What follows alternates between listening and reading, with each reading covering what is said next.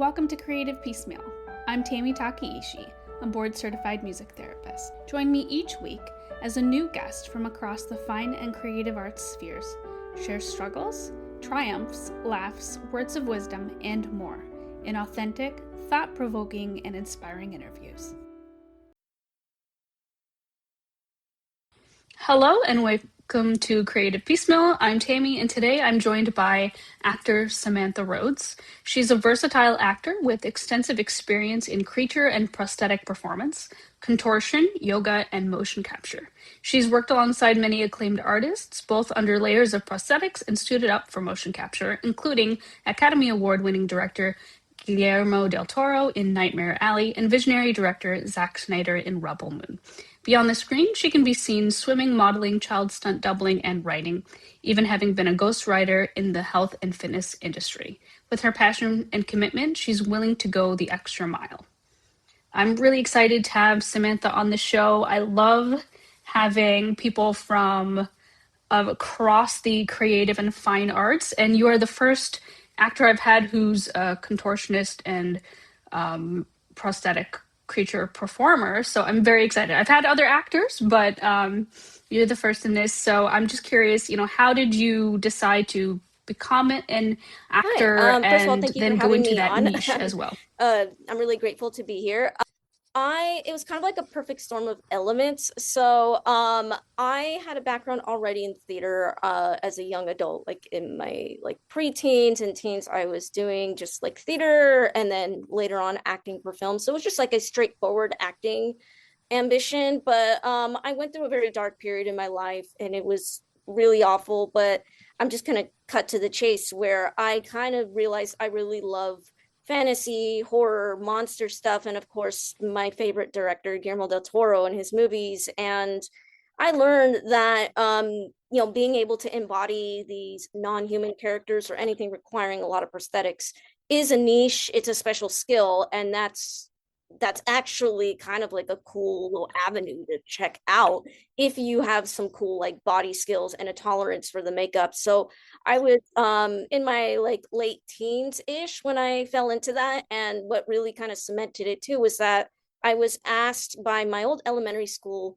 to fill in for their like an actor that was in their haunted house. Now mind you, this was a little girl, but she, well, first of all, the theme was like Monster All Stars. And this little girl was playing Samara from The Ring, the little girl that crawls out of the TV with the long hair. My hair at the time was almost down to my waist, so they didn't have to give me a wig, and I could easily get like some kind of costume and do it. And I just said, sure, it sounds like fun.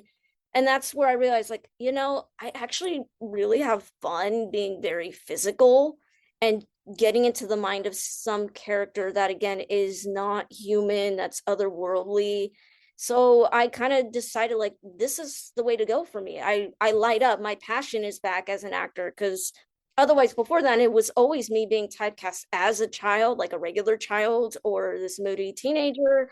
And I was just getting tired again of going down that dramatic route. But with monsters, there's something in there that speaks to me. And because I'm also a creative writer and artist, because I was also pursuing concept design actually at the time, that it's just my passion, my creativity starts to just unleash when it comes to these characters, these roles, and being physical is on top of that as well, because I'm naturally like really flexible. And it just again there's like it's a whole other experience. I almost equate to, for me it's almost spiritual in a way, kind of take over these characters and almost get animalistic or just non-human. Yeah, Does it especially feel a lot of these meditative? characters require you to sit in a makeup chair for hours. Maybe like a short makeup application for me would be 2.5 to 3 hours. Like that's a short one for me.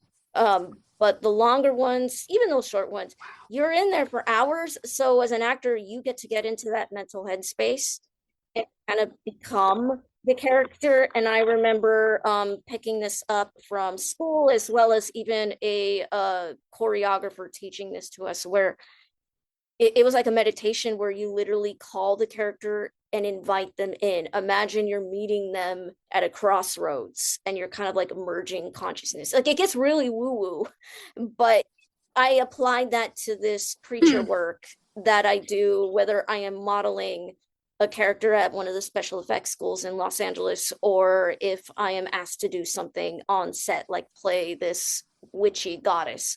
It's the same exercise over and over again of me being able to have that time for hours in the chair to just get into this altered state and literally like become this other thing. Do you find that you have to unwind or elevate your self-care in certain ways to be Short able answer is to no. I don't have to access that necessarily altered do state like a in your whole work? like self-care. I don't have to go method and like lock myself up in an apartment. I haven't had to do that yet. I think I may ask just for privacy. I might be less social, but I'm not doing anything abusive. I'm not doing anything extreme. Actually, a tool for me is music. Like I'll just play the same song like a mantra over and over again and feel the energy, the emotions from that song, and I'm able to like lock into that character. Mm. Being that I'm a musician, I'm naturally curious to follow that up with, which That depends on the songs or character. artists do To you be tend to honest, I have to gravitate to? tailor it. But if we're talking like general like demonic ghost creatures that are like really bendy, um, I might go into some Halsey, maybe Rob Zombie if this is a very like bombastic, like loud in your face kind of like angry demon character, or various heavy metal. There's a lot of like random songs where the title is monster and they just have like these moody vibes, and I'll listen to those. I'm trying to think if there's anything else. um Maybe a little bit of 3 Days Grace. Like I'm talking like these really depressive songs that you really shouldn't be listening to all the time, that I have kept in like a special playlist. Like do not listen to this unless you have to channel a monster or something. It's really interesting the way music affects us, and I'm just fascinated by the marriage of how you utilize it to prepare for character work. What is one of your most favorite parts about character work in general, I whether it's the love that, preparing, the especially what I actual do, because acting, the it's not after? a one-man show. It's a team. I love the collaboration, that process of it, because like I'm coming in with my own information, my own pieces, and then someone else's. So for instance, the makeup effects team, those artists. I'm gonna give a shout out to Mike Hill, who is this phenomenal artist in the industry. He has worked with Guillermo Del Toro a number of times. He's also done he did Scary Stories to Tell in the Dark.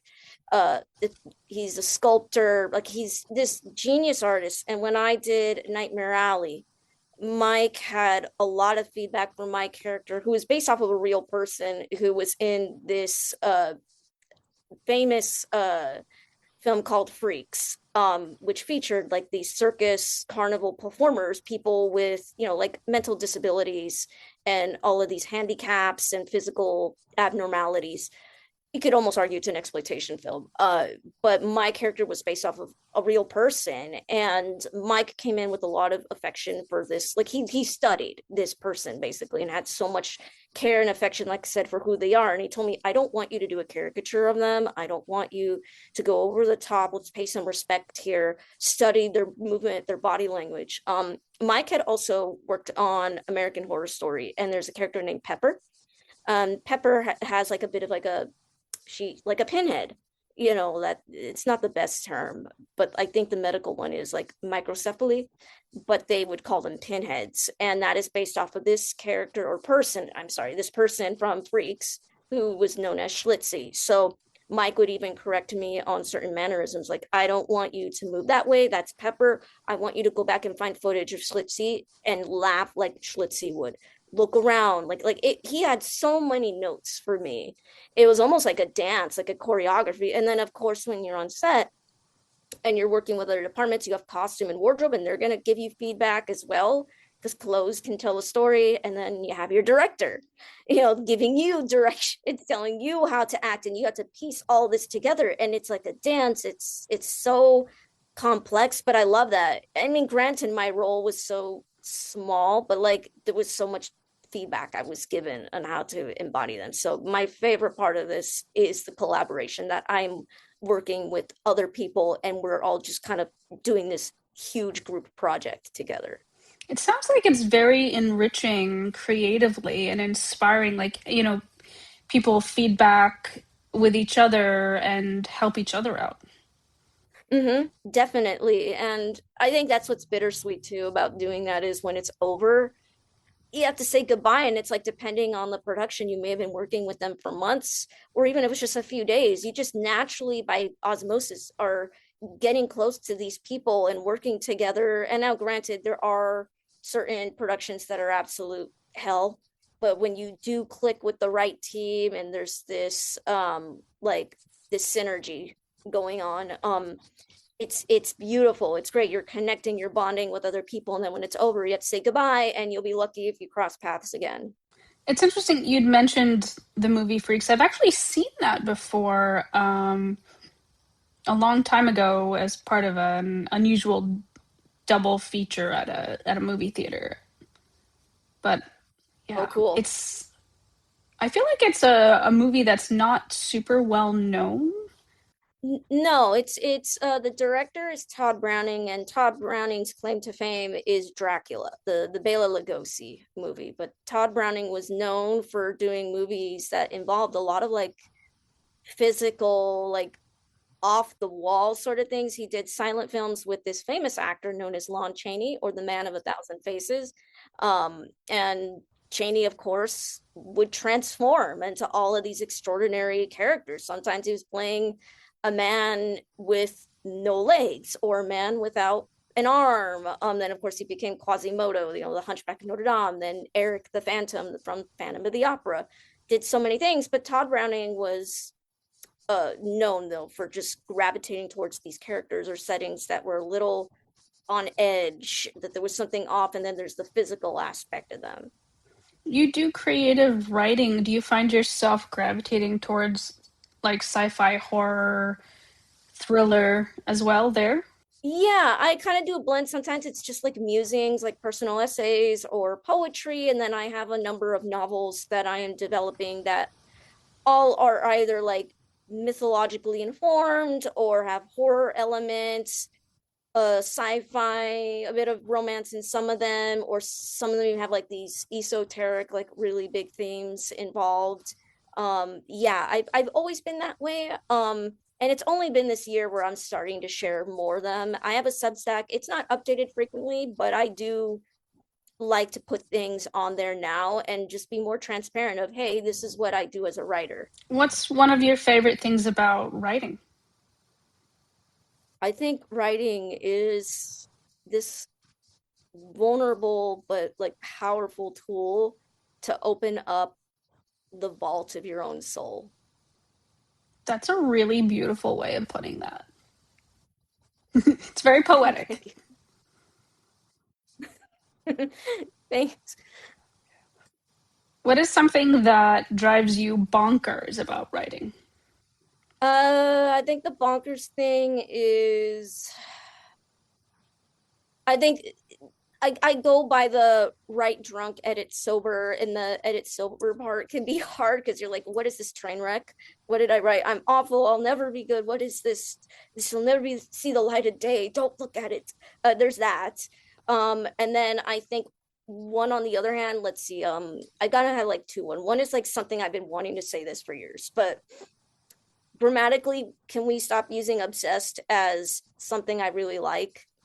Like people write this in the caption, like, I am so obsessed with this sauce, or I'm so obsessed with whatever I bought on Amazon. And I thought, can you look up the definition? Because I don't think that you're using that word correctly. I don't think it means what you think it does. This has been going on for years, but that was like, as a writer, I kind of cringe, like, don't say that. The third one is AI right now, that it's everywhere. Like I used to have Grammarly. I used to pay for that. And now they have these like AI tools, and just on principle, I can't. I have Microsoft Word from Office. I believe they said there are AI tools in it, but I haven't seen that on mine. I don't know yet, but like I'm gonna be very sad when that's on there. I believe was it Emma Thompson was interviewed recently, and she said that she was frustrated because she was writing on something. I don't know if it was Word, and it was asking her with AI, like, "Oh, do you want us to, like brush up this sentence for you, make it better?" She said, "No, I want to use my voice." Because I don't want everything to turn into this homogenized slop where you can't differentiate everything. So that kind of irks me. The only thing I would want AI to do is just fix my grammar. That's all. Like maybe do it better than Grammarly. I don't know. But I guess those are like my pet peeves, are just like the editing phase is annoying, and then I wish we could stop using obsessed superfluously, and maybe again like be careful when we use that a lot. And then finally, like, do we have to shove AI into everything? I know for me, I tend to use way too many commas. Oh, hey, no harm, no foul. I mean, it's almost like a fingerprint of yours. Like it's a trademark. Like that's how Right? we'll know it's Word, you. comma, word, comma. I'm not that bad, but. So a more serious question. In terms of barriers to getting where you are in your career, anything that you're feeling comfortable sharing, whether it was an internal or external barrier, and how you overcame it? Here's something I'm going to be vulnerable about, and it's actually not bad. It's that sense of worthiness and survival as an actor. As a lot of people know, Hollywood is not is can be really tough, but first of all, actually a lot of other industries are as well. It's actually not that different. I mean, I've been a ghostwriter in health and fitness, and actually takes a lot if you really want to be successful, if you want to like enter those like top 5 lists for like personal trainers and all of that. But in Hollywood, like that's something I wanted to mention. It is tough, but I believe it was Brendan Fraser actually. It was just saying that he feels insecure at times. And I was thinking, how A-list stars are able to say that, and on the one hand, shouldn't that give us all at least like some grace? Like it's okay if you don't feel like you're ever going to be good enough or worthy, but then also just because you're you're successful doesn't mean like you're ever going to really overcome things. You almost have to kind of like let that be a lesson or something that keeps you humble and grounded in a way. Because I think I have seen some actors get into this territory where it's like, oh no, they think they're everything. Like they're I don't know if I can curse on here. So it's like okay, they think like they're the shit, like they're awesome. And I've seen that, and they develop this ego around it. So I think actually having a little sense of like, am I good enough? Like questioning is healthy, kind of keeps you in check. Have some self-awareness, but as far as success goes, I'll be honest, I actually haven't officially done like a creature thing outside of modeling or a short proof of concept piece in years. The last I did do a student film recently, but the last big set I was on was Rebel Moon, and this was before those infamous SAG strikes. It's been really weird this year, and I've had to kind of realize it's not my problem. It's not a me thing. It's production. I am 4'9" tall, and creature work is typically given to taller performers, slender men, especially. And as an artist, I know why too. It's because they're almost like this armature. You could literally like glue things and sculpt on top of it. That's why the actor Doug Jones is like the legend. He's at the top of his game because he has this very specific physicality that is just a gold mine for special effects artists. But that being said, sometimes I get discouraged. Like, why am I going to go reach out to so and so about a role, like to say, like playing a predator or a xenomorph? Why? I'm 4'9". There's no way in hell I'm going to get that. And I've had people laugh at my face when I say I want to play a xenomorph. Grown men laugh or kind of look at me like, oh, that's cute, and literally look down at me because I'm so short. I've had to really, really fight that little demon in my Mm. head that's saying they're right and you're never going to amount to anything. I've had to kind of reframe that and say, okay, yeah, I'm small, but maybe I'm supposed to fit in places that most people can't. I've had to say that to myself now over and over. And again, not with having any ego. It's just something to remind myself that I'm unique in a like literal like physical way, and that there's got to be a need for that.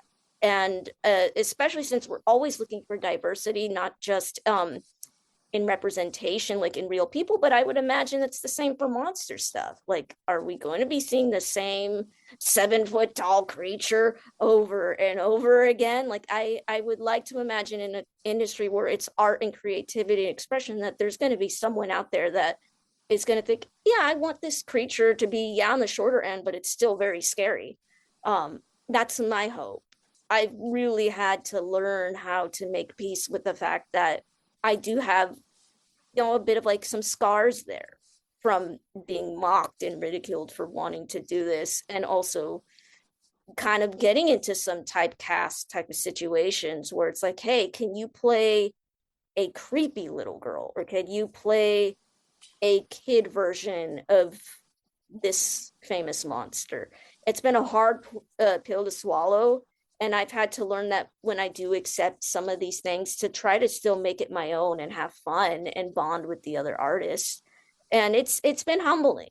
Again, sometimes I have my down days, as we all do, and then other days, like I said, I've been able to again like learn how to grow from that, learn to be humbled and kind of sit with my own thoughts and analyze them. At least from my perspective, I feel like people across all different spectrums of creative arts can find their niche, and everyone's got like a story to tell. Everyone's got their own voice of how they do things, and like you were saying, you make it your own, and finding whether you're being typecast or whether it's something written more originally, finding ways to make it your own and to bring you into it. And I think that's great that you're doing that. I feel like it's so healthy to be able to do that, to own it and make it unique and bring the beauty of who you are to something. Yeah, yeah, I agree. And then the other thing too is have friends who are on your side in this industry. I mean, it's so big, and I'm very grateful for the friends I have who are makeup effects artists. I'm going to do a shout out to my friends Anna and Ashley and Leslie. I'm, like those are my three main like collaborators. All women, all badass, by the way, makeup effects artists. But I'm really grateful that those are people who see me, who respect me as a performer, and who collaborate. Especially with my friend Ashley. Like every year we have done a makeup. Since we first met, we have done a makeup. We just did something that was inspired by the crew of the Flying Dutchman from Pirates of the Caribbean. We went down to Laguna Beach in California and we did like a whole photo shoot. She made me like a lobster back, and I had like a crab claw, in one hand and arm, and I was made up. We had a blast doing that. But that's what I mean, where I have friends who will collaborate and create with me. And suddenly it's like, we're taking creativity and expression into our own hands. We're not waiting to be greenlit to do these things. I mean, sure, we would love to have a higher budget and to actually do like a full out like production, but we do what we can, and we have fun, we think out of the box, and we lift each other up. And I think that's also very important in this industry, is to have friends, to have people in your corner who believe in you, who support you, and that you in turn do that. And in a way, both of you are climbing the mountain together, because you never know, one of you or both of you will run into an opportunity that it's like, hey, I know her, bring her on board, she can do this. It's that camaraderie that I think is essential to thrive in this industry.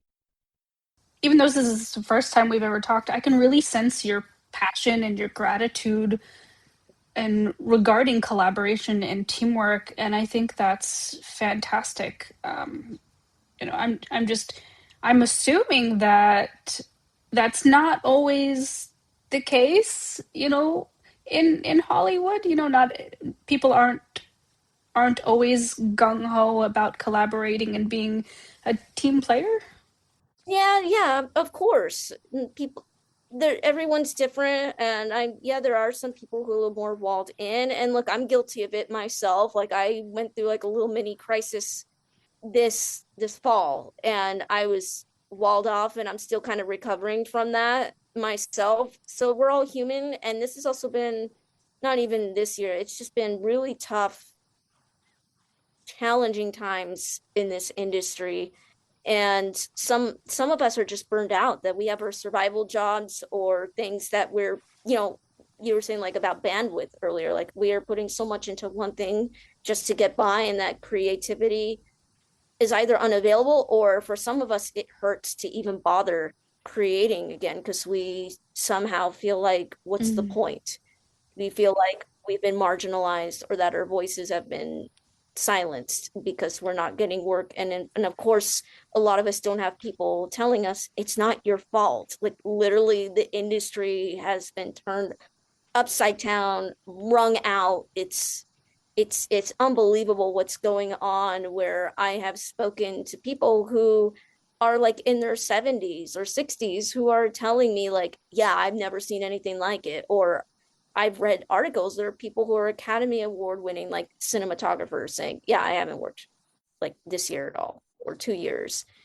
It's a bit of a challenge. We go through phases, highs and lows with that creativity. Sometimes you got to force yourself out of the slump. Sometimes you just got to ride the wave. Okay, you're not creative, you're not in the mood to even talk to people.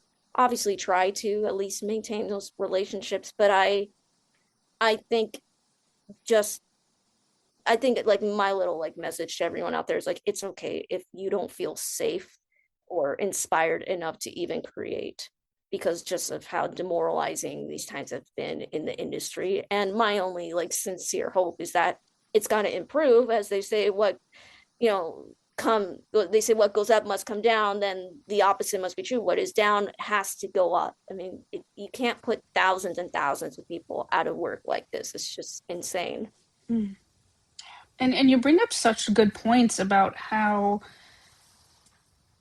people may feel guilty or ashamed or any number of emotions if they're not creating, or maybe they feel depressed if they're not creating. But sometimes, like you said, you have to ride the wave. You just have to honor where you're at, honor your feelings, acknowledge them, and then go from there, whatever that pathway is, whether it's carving out 5 minutes to be creative and whatever that looks like for you, or just setting it aside and saying, okay, it's a cycle where I'm not actively creative, but I'm creative in other ways. Mm-hmm. Yeah, like for me, I mentioned that crisis I was in. It's just funny. I don't know. I'm really weird when it comes to storytelling, but sometimes I feel like I channel or I receive like weird like story ideas and themes and beats. So in the middle of this, with me juggling like two big like novels that I've been working on in my free time for years, a story came to me, a story chose me. And it's funny because I'm a big fan of Carl Jung, and and Joseph Campbell. And it's like there were all these overlapping themes that both of these these legends, these experts in their fields were talking about. And suddenly it's like, oh, okay, here's what I think I'm being called to do right now in this transition in my life, is work on this story. That that leads me to a question where obviously you're very creative and you do a lot of different pursuits, but if you could try something creative that you've never done, what would it be? I would think it's dance, actually, because I have a lot of people asking me, "Are you a dancer?" And I say, "No, I've never danced professionally. I think I took ballet like 3 or 4 times in a row, and it was just a general class. I'm not a dancer, but I've always thought it would be neat to learn some basic dance skills, and maybe even like choreograph something, or like to the point where maybe I'm even in a musical. I'm not choreographing, but like I dance in a music video or something, just to be able to express my body in another way. And again, like people keep telling me like, oh, you look like a dancer, or you move like a dancer, and I don't know what that means, but I'd love to be able to find out.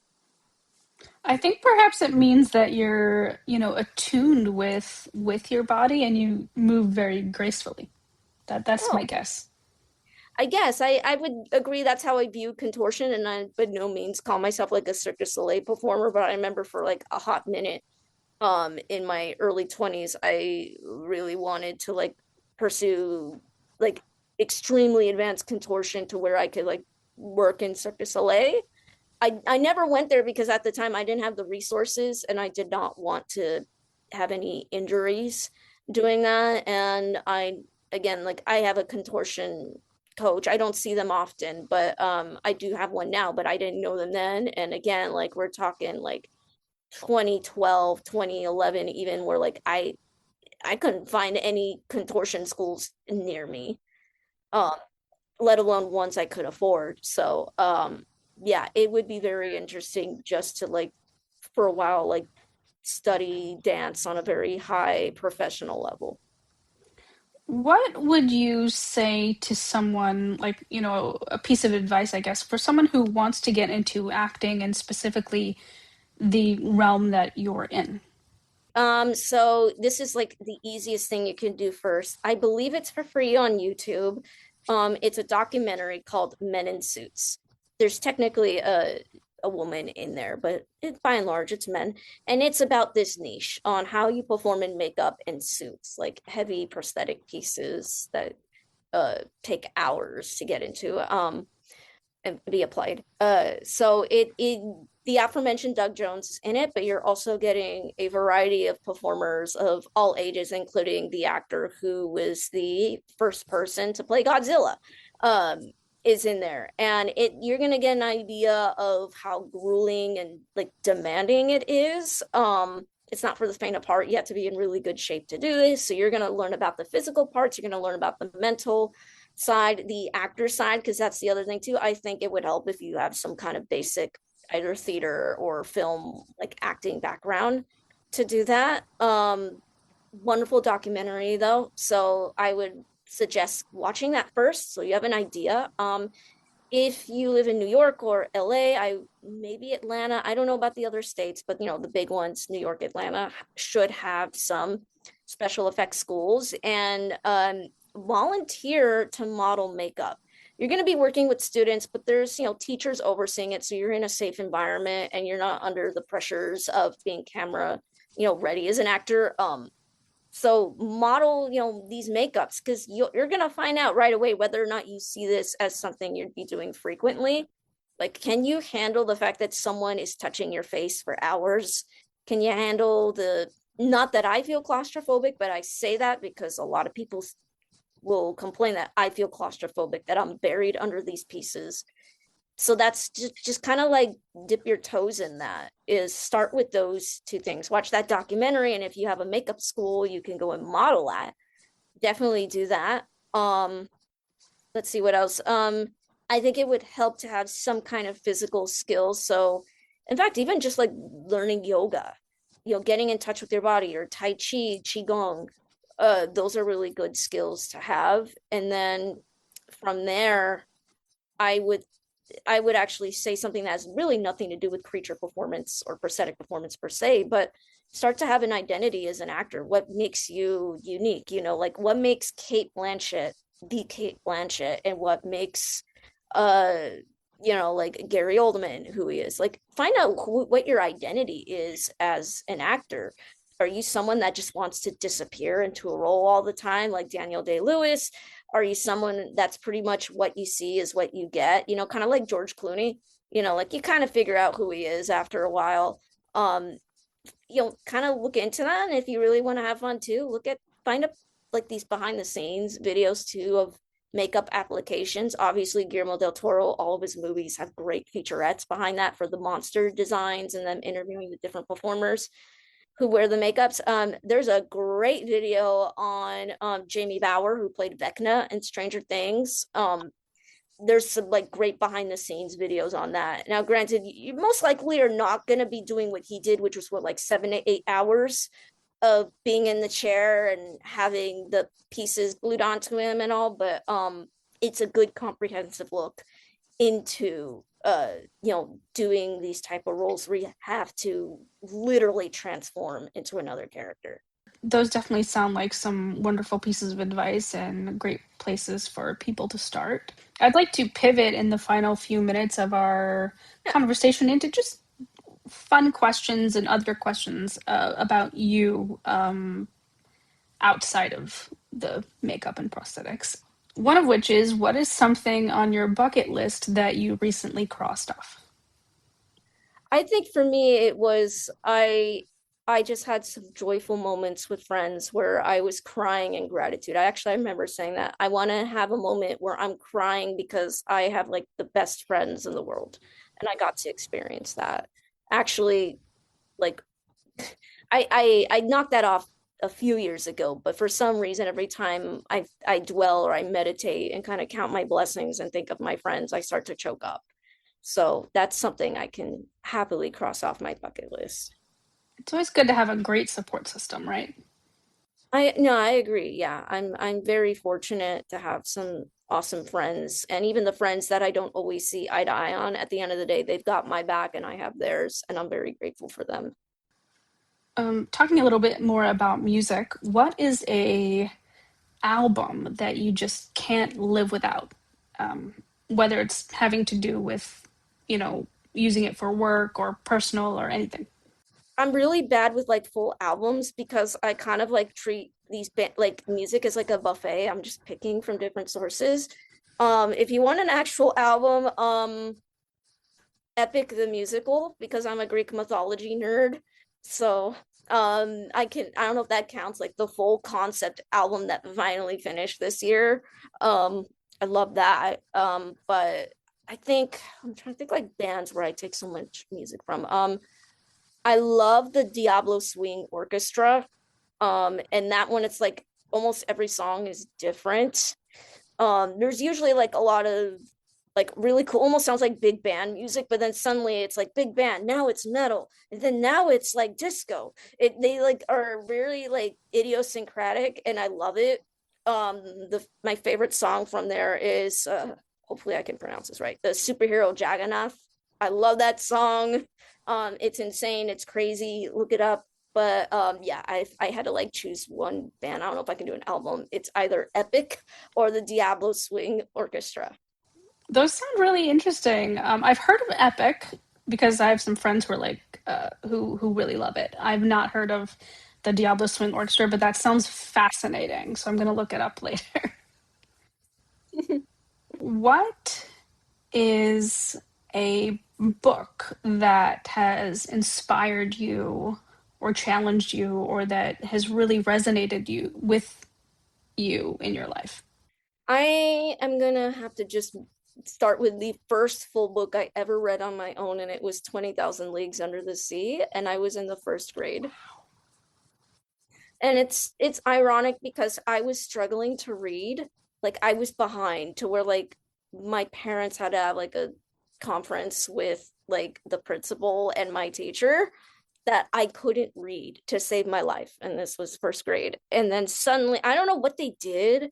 I didn't have a tutor, but like they had me like doing like the hooked on phonics things. And I don't know what happened. It's just suddenly, oh, I know how to read. And all I needed was a dictionary to help me understand the big words. And I read Jules Verne's 20,000 Leagues Under the Sea because I love the water, and it was to me, I know it's not the easiest novel to read. It's almost like a journal and a travel log, and it kind of lulls, but for some reason it appealed to my first grader mind.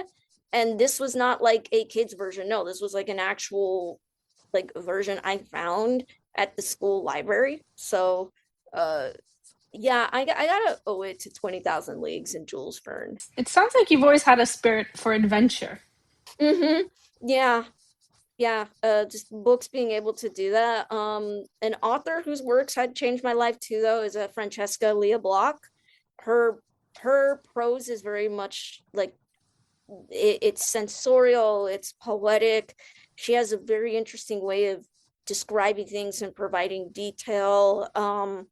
I'm very grateful, actually. I got to see her give a talk at a library in Anaheim here in California, and it was just kind of so cool to meet the person like whose books I had read in high school. I'm not familiar with her work, but I always love when people recommend music and books on the show because then I dig in and I'm like I get to find new resources without having to go very far.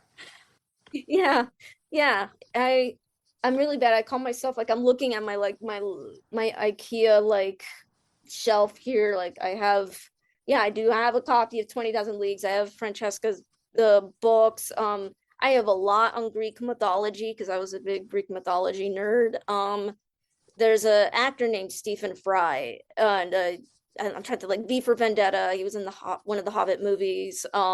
He's this extraordinary writer though. Like he almost sounds like this like British uncle you would have reading you a book by the fireplace. The way he writes and has a little bit of humor, but also a lot of like academia involved with his retellings of the Greek myths. And I have his first book, which is Mythos, and I want to get the other ones. I've only ever borrowed them, but I just want to own copies of them for my collection. Nice. I love Stephen Fry. He's so funny. I did not know that he wrote. Yes. Yeah. I again like highly recommend looking into his bibliography. Everything again, like it's based off of like the Greek myths. So he has another one on Troy, and the one after that I believe is Heroes. And I want to say he has a new one. I don't know what it's about. I forget, but he has like a fourth one. It's really cool. Something I'm compelled to ask, and you don't have to answer since you do work in this business, but what's one of your favorite movies and what does it reveal about you?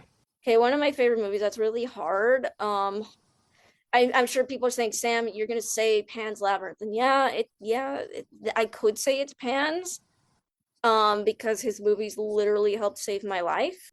Pan's Labyrinth, I is a very much a feminine heroine's journey. It literally has a labyrinth, and that is like a deep inner journey. And the idea of disobedience as a form of almost like self-actualization. So I would say that I could also talk about another extraordinary movie called The Fall, and that one is similar where you have a child in there and there's stories involved. The visuals, like the cinematography, is just lush and gorgeous. But what I like about that movie is the power of storytelling as well as a way of coping, and how that is in a way like the human experience right there, the stories we tell and the ones we choose to, because there's a point in the movie where a character has to make a decision on what direction the story is going and how that's affecting their real life. Those sound really great. I've seen Pan's Labyrinth. I have not seen The Fall. Fall I recommend. I That's another movie where like I need to have that in my collection because it must be cursed. The last time I tried to order it like 3 years ago, it got lost in transit. And I hear that it's hard to get copies of it. So hopefully Santa will be nice to me and I'll get one eventually. But look up the trailer, look up scenes for it, just a beautiful movie and the story at its core. It's really really tender. It's a little bittersweet at times, but it's actually like kind of a good double feature. Actually, watch Pans and then head over to The Fall. Well, one final question, and feel free to ponder this as long as you need. In your own words, what does living a creative life mean to you? I'm gonna be very careful, so I'm trying to like choose my words here in the best way. Living a creative life, I think living a creative life is involves choice. It involves you being very intuitive to the divine, if you believe in that, intuitive to your own spirit when you silence the noise around you, and you kind of like an alchemist, you are able to transform emotions and ideas into these concrete forms. And it doesn't have to be like a business or an invention. Sometimes it's literally just art, something you draw on a piece of paper or a poem you write. And the creative life allows you to see that you have this extraordinary gift inside of you to literally almost be like God in a way, that you are making something from nothing, like an idea came to you. Or like how David Lynch would say, you're fishing for ideas and you're catching the right one, and when you think about it, it's amazing. Like something came in my head and now I'm gonna write it out. Like I just made it real, even if it's just a sentence. That sentence is real. You wrote it. It exists now. It's no longer in your head. When you think about that, that's extraordinary. Excellent. Well, anything else you'd like to tell our listeners before we go? Well, you can find me on Instagram, srodes13. I'm on Threads. I believe that is srodes13, and that's SRODES 13. I just like the number 13. That there's no like huge significance behind that. But other than that, I'm really grateful for everything that's come in my life, both the bad and the good. Even though this year has been so difficult and arduous for me, I also have found a lot of gold in the rubble. And that is my hope for everyone, that as we are coming off of 2025 and heading into 2026, that we could find something that survived, that the chaos around us removed so much that all we could see were the few things that were indestructible.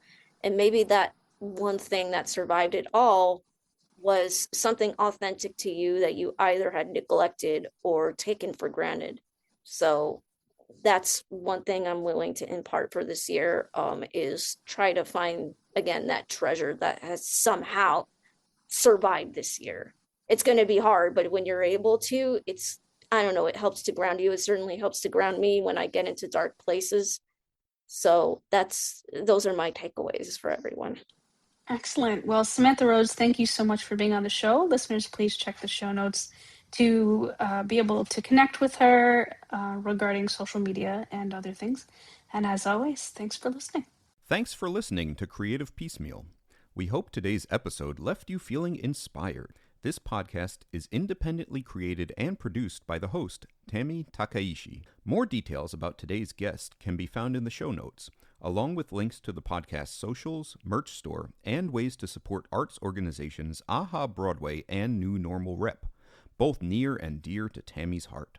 Don't forget to visit creativepiecemeal.com, the official podcast website, where you can leave fan mail, write a review, explore Tammy's blog, and discover the growing collection of episodes. Special thanks to our audio engineer, Alex Rapetti. Additional narration by Dante Jace. Let's keep celebrating creativity in all its forms.